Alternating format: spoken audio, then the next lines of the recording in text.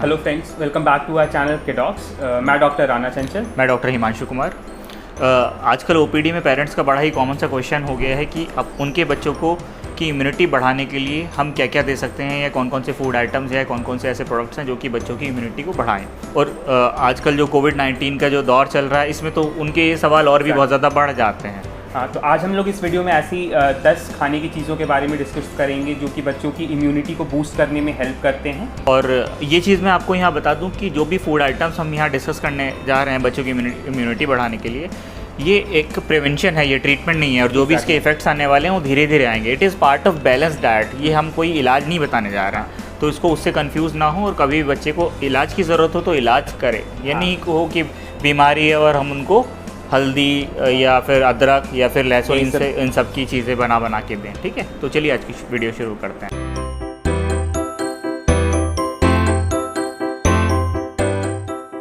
तो जो सबसे पहला जो खाने का जो आइटम होता है वो सभी को पता होता है। हम लोग हमेशा बोलते आते हैं कि ग्रीन लीवी वेजिटेबल्स की बात करते हैं।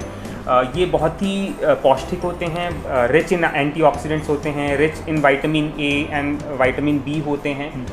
साथ ही साथ इसमें जो स्पेसिफिकली हम लोग बात करेंगे वो होता है कि जैसे स्पिनच यानी जो पालक होता है, मेथी होता है, इसमें बहुत ज़्यादा अमाउंट होता है जिंक का, फोलेट का, आयरन का। तो ये तीनों चीज़ें जो हैं वो कहीं ना कहीं हमारी इम्यूनिटी बूस्ट करने में बहुत हेल्प करती हैं। दूसरी चीज़ जो ग्रीन लीफी वेजिटेबल्स में आती है, ब्रोकली का नाम हम सब ने सुना है। बच्चों को पसंद नहीं है बट के लिए बहुत अच्छी चीज़ होती है, तो उनको खाना तो पड़ेगा। थोड़ा सा बहला फुसला के ज़रूर खिलाइएगा। अगेन वो भी विटामिन ए, सी और ई में बहुत ज़्यादा रिच है, very rich in antioxidants. Green leafy vegetables के साथ एक पेरेंट्स को मेरी एक ये टिप रहेगी कि बहुत ज़्यादा उसको कुक ना करें। जितना कम कुक करेंगे उतनी ज़्यादा उसकी न्यूट्रिशनल वैल्यू होगी, उतने ज़्यादा उसके अंदर के जो विटामिन हैं, मिनरल्स हैं, वो प्रिजर्व रहेंगे। तो बहुत ज़्यादा अगर आप कुक कर दे रहे हैं तो उसकी न्यूट्रिशनल वैल्यू बहुत कम हो जाती है। तो ये एक बहुत ही हेल्दी टिप है। अगर अच्छे से क्लीन करके आप उसका सैलेड बना के दे सकते हैं, या अगर कुक करना है तो स्टीम करके कम से कम कुक करें। जितना कम कुक होगा उतनी ज़्यादा न्यूट्रिशनल वैल्यू होगी। बेक्ड या बॉइल्ड वेजिटेबल्स जो हम लोग देते हैं वो काफ़ी ज़्यादा न्यूट्रिएंट रिच होते हैं। अच्छा, एक और जो होता है सब्जी का ही पार्ट है, ऑल्दो वो कलरफुल होता है, ये है लाल शिमला मिर्च। अगर मार्केट में मिल जाती है तो ये भी बहुत रिच होता है न्यूट्रिएंट्स और एंटी इन्फ्लामेटरी प्रॉपर्टीज़ के लिए, जो कि बच्चे को इम्यून एनहांस करने में, बच्चे या बड़ों को इम्यूनिटी के लिए बहुत अच्छी होती है। It is one of the richest source of vitamin C also. Exactly. तो अगर if you can include this in your diet, it is a very good source of all the antioxidants and everything, जो कि बच्चे की immunity के लिए helpful होगा।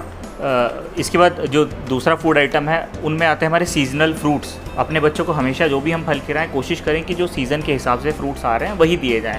इनमें भी जो काफ़ी बेनिफिशियल फ्रूट होता है वो होता है पपाया या पपीता, जिसके बारे में सभी को पता है कि फलों में, फ्रूट्स में काफ़ी ज़्यादा बेनिफिशियल इफेक्ट्स इसके होते हैं। इसके अंदर विटामिन सी का एक बहुत अच्छा सोर्स होता है, काफ़ी ज़्यादा विटामिन सी इसमें पाया जाता है।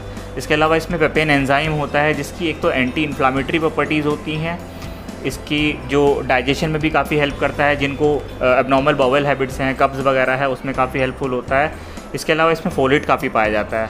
और पेपेन ही है जिसके लिए लोग अक्सर बोलते हैं कि डेंगू में कई बार पपीते के पत्तों का जूस पिला दिया, या और भी तमाम चीज़ें पपीते की दी जाती हैं। तो ये अपने आप में काफ़ी एक अच्छा कंपोनेंट होता है, बॉडी के लिए काफ़ी हेल्पफुल होता है। हाँ, तो यही चीज़ है कि फ्रूट्स के बारे में एक हम लोग को पेरेंट्स शुरू से ही बोलते थे या टीचर्स पढ़ाते थे, जितने रंग बिरंगे फ्रूट्स होंगे, जितना कलरफुल फ्रूट होगा उतना रिच इन न्यूट्रिएंट होगा, तो आप उसको देते रहिए।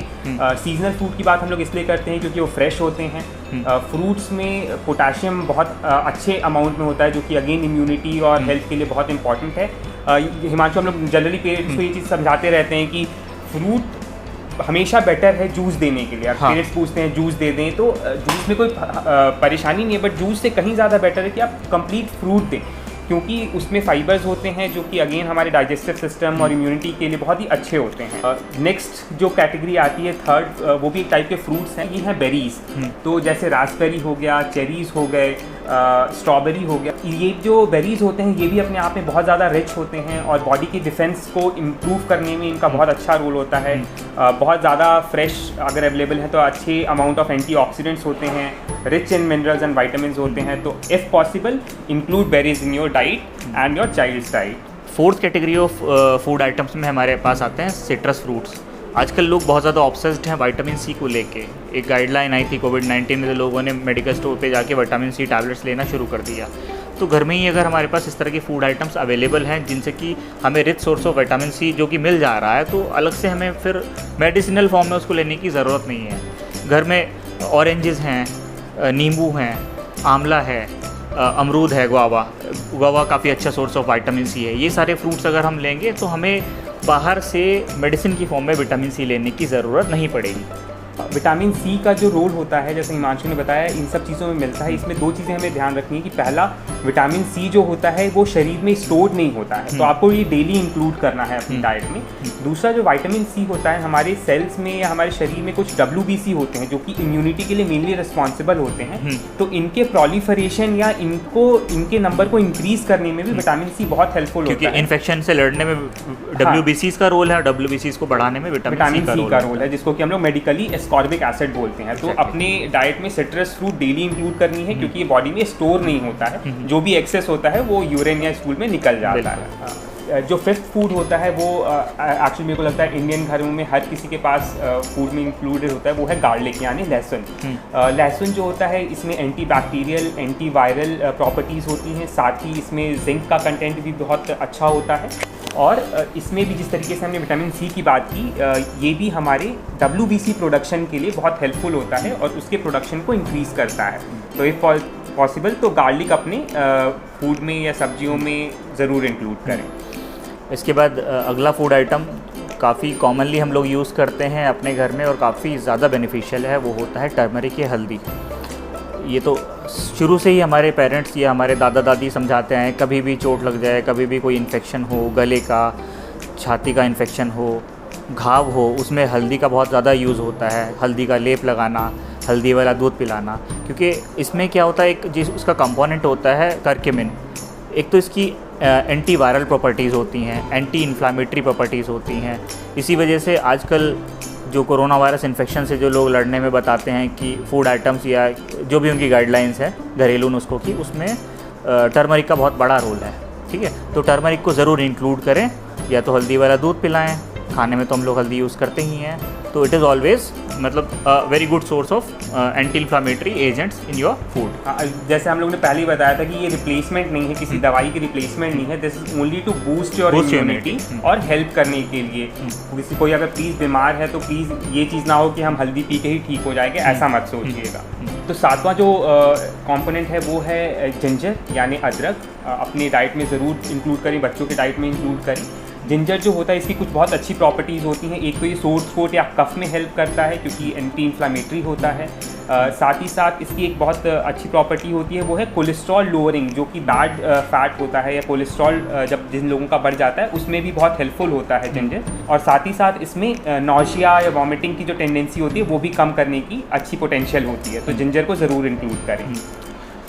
नेक्स्ट फूड आइटम हमारा है ओट्स। आजकल बहुत ज़्यादा इन ट्रेंड है ओट्स, है ना। एडल्ट्स भी जो होते हैं, जो हेल्थ कॉन्शियस है, वो भी लेते हैं।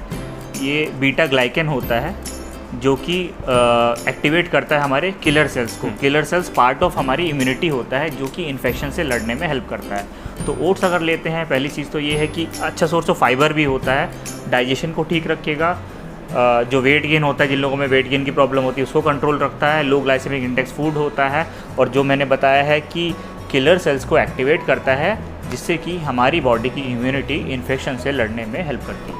अच्छा, ओट्स में यहाँ कोशिश करना है कभी भी मार्केट से ख़रीदें तो जो ये मसाला ओट्स या फ्लेवर्ड ओट्स होते हैं वो ना लें, कि जो प्लेन ओट्स होते हैं वो आप लें, और उनकी तमाम रेसिपीज़ आपको मिल जाएंगी, उसको घर पे बना के उसको कंज्यूम करें। अरे जैसे हम लोगों ने बेरीज़ की बात की है, फ्रूट्स की बात की, आप हमेशा वो ऐड कर सकते हैं उसको फ्लेवर और स्वीटनेस डालने के लिए। हाँ। नौवां जो पॉइंट आता है वो होता है सीड्स एंड नट्स की बात हम लोग जब करते हैं, तो सीड्स एंड नट्स जो होते हैं जैसे कि फॉक्स सीड हो गया, सनफ्लावर सीड्स हो गए, पम्पकिन सीड्स हो गए, नट्स में हमारे कैश्यू हो गया यानी काजू, बादाम, ये सब जो होते हैं। सबसे इंपॉर्टेंट है कि ये जो गुड कोलेस्ट्रॉल या गुड फैट होता है, ओमेगा 3 फैटी एसिड्स जो होते हैं उनमें रिच होता है। अच्छा, वॉलनट भी काफ़ी इंपॉर्टेंट है। हाँ, इसमें अखरोट जो है उसमें भी ये ओमेगा फैटी एसिड्स वगैरह काफ़ी मिलते हैं, काफ़ी रिच है।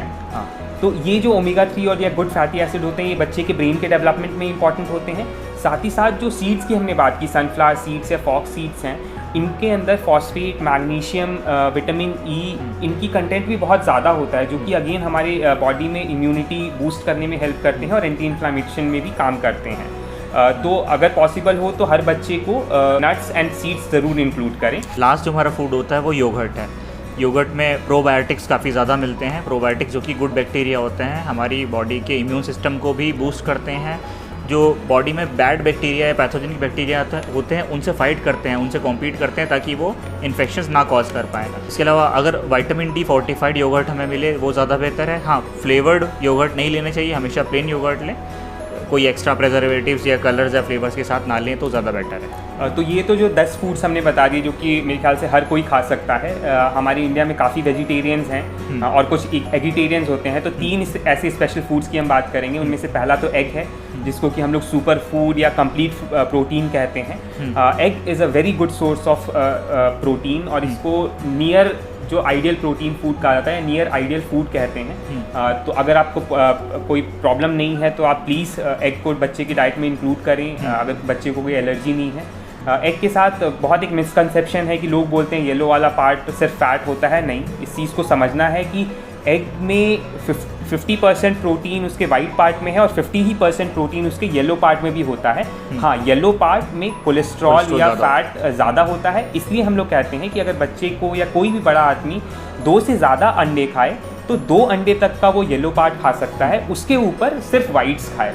तो इस चीज़ का ध्यान रखना है और इस चीज़ को समझना है कि अगर हम सारे अंडे का येलो पार्ट निकाल रहे हैं तो हम आधा प्रोटीन वेस्ट कर रहे हैं, क्योंकि एग में 6 ग्राम प्रोटीन होता है। 6 ग्राम में से 3 ग्राम पीले पार्ट में है, 3 ग्राम सफ़ेद पार्ट में। और अमाइनो एसिड्स में ही बात करें तो 22 अमाइनो एसिड्स में से 11 जो होते हैं वो वाइट में होते हैं और 11 जो होते हैं वो योक में होते हैं। तो बिना एक योक का अंडा एक इनकम्प्लीट सोर्स ऑफ प्रोटीन हो जाता है। तो इसलिए 2 अंडे अगर खा रहे हैं तो पूरे ही खाएं, उसका येलो पार्ट हटाने की ज़रूरत नहीं है। उससे ऊपर कोई अगर आपको बॉडी बिल्डिंग का शौक है या कुछ और के लिए अगर आपको प्रोटीन इंटेक ज़्यादा करना है तो उसके ऊपर जो 2 के ऊपर जब अंडे खा रहे हैं तो आप येलो पार्ट को हटा दें।